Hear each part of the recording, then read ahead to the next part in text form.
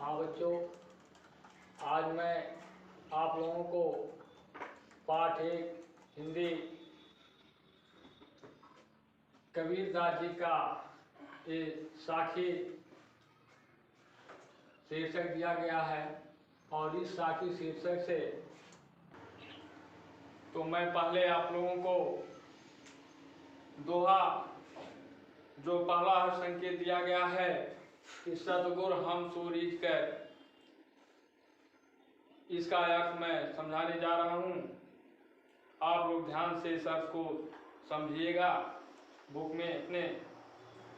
तो देखिए, पहला संकेत जो दिया है कि सतगुर हम सूरीज करी, एक कहा प्रसंग, बरसा बादल प्रेम का, भीज गया सब अंग। देखिए, इसे में संदर्भ लिखेंगे कि प्रस्तुत दोहा हमारी पाठ्य पुस्तक हिंदी के साखी नामक शीर्षक से अवतरित है। इसके रचयिता कबीरदास जी हैं। तो यह संदर्भ था हमारा। प्रसंग में हम लिखेंगे कि इस दोहे में कवि गुर की महत्ता के विषय में बात बताई है। गुर की महत्ता के विषय में बात बताई है। व्याख्या है कि सतगुर हम सूरीज करी, एक कहा प्रसंग। कब कहते हैं कि सतगुर हमसे प्रसन्न होकर के एक ऐसी बात समझाई जिसे सुन करके मुझे ऐसा लगा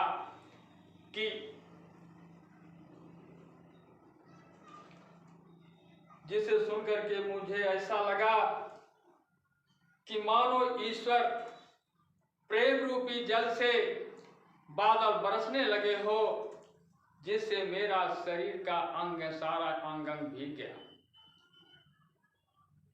तो यह है पहली दोहे की पंक्तियों का अर्थ था।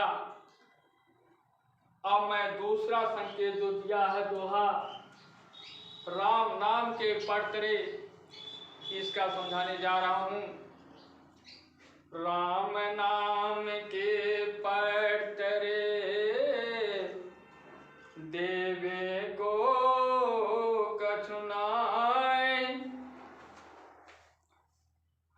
क्या ले गुरु संतोषिए, हौस रही मन माय। इसे संदर्भ में वही पूर्ववत जो था वही इसमें भी रहेगा। प्रसंग में मैं आपको बता रहा हूं, इस दोहे की पंक्तियों में प्रसंग लिखा जाएगा। इसमें कब राम नाम के ऐसे ज्ञान की बात बताई है और उसके बदले में मेरे पास देने को कुछ नहीं है, इस बात को व्यक्त किया गया है।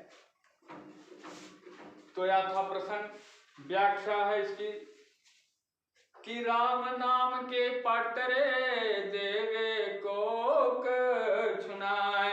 कबीरदास जी कहते हैं कि मुझे सदगुरु ने राम नाम का ऐसा ज्ञान दिया है जो उसके बदले मेरे पास कुछ और देने को नहीं है।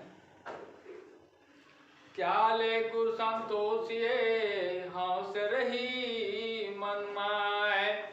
क्या दे करके मैं गुरु को संतुष्ट करूं, यह देने की अभिलाषा मेरी रहती है, लेकिन मन के भीतर ही वह इच्छा जो है रह जाती है। तो यह है दूसरी दोहे की पंक्तियों का अर्थ था।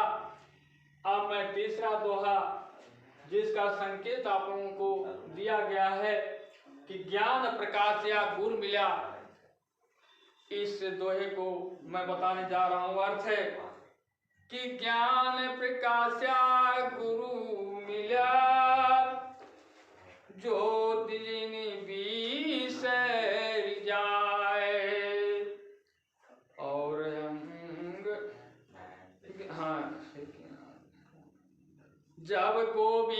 कृपा करी तब गुर मिली आय। देखिए अर्थ है कि कबीरदास जी कहते हैं कि ज्ञान प्रकाश या गुर मिला सो दिन बिसर जाए। कबीरदास जी कहते हैं कि ज्ञान का प्रकाश जो है गुरु के द्वारा ही प्राप्त होता है। इसलिए हे जीवात्मा, जिसने तुम्हें ज्ञान का प्रकाश दिया है, कहीं ऐसा ना हो तुम उसे भूल जाओ। और ईश्वर की कृपा से ही गुरु की प्राप्ति होती है और उन्होंने ही तुम्हें जो है ज्ञान दिया है, और तभी जो ईश्वर की कृपा से तभी गुरु की भी प्राप्ति होती है।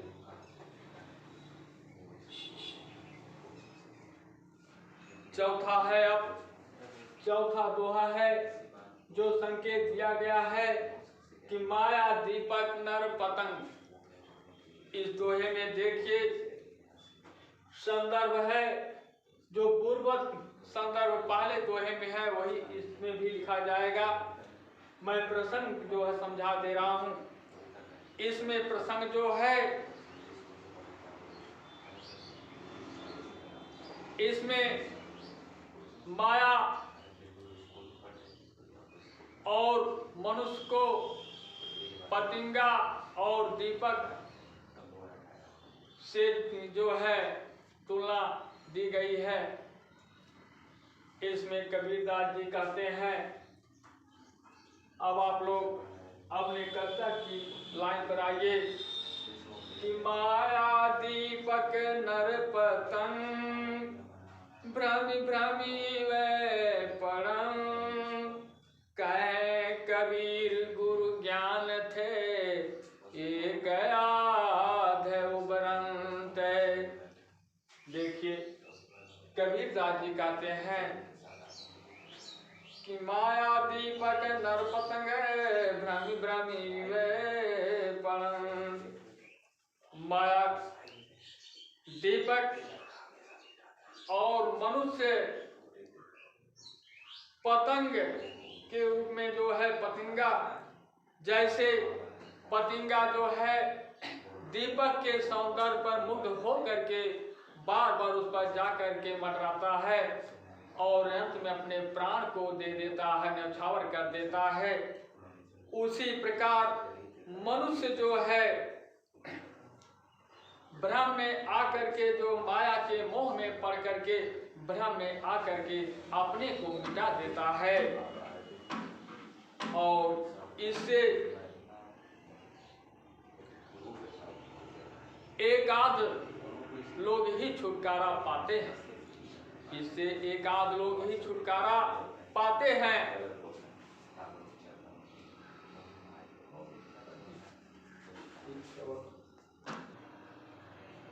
हाँ, अब मैं पांचवा जो दोहा है इस दोहे की पंक्तियों का अर्थ बताने जा रहा हूं। संकेत दिया गया है, जब मैं था तामे दोन समाय। जब मैं था तब गुरु नहीं, अब गुरु है हम नाय। प्रेम गली अति सागरो तामे दोन समाय। कबीरदास जी कहते हैं कि जब तक मुझ में अहंकार था तब तक सद्गुरु की प्राप्ति नहीं हुई, और जब सद्गुरु की प्राप्ति हो गई तो मेरे हृदय से जो अहंकार था वह समाप्त हो गया। इसलिए प्रेम की साधना बहुत ही कठिन है। इसलिए प्रेम की साधना बहुत ही कठिन है, बहुत ही सकरा है मार्ग, जिस पर केवल अकेला ही जाया जा सकता है। उस पर दुख होकर के नहीं जाया जा सकता है।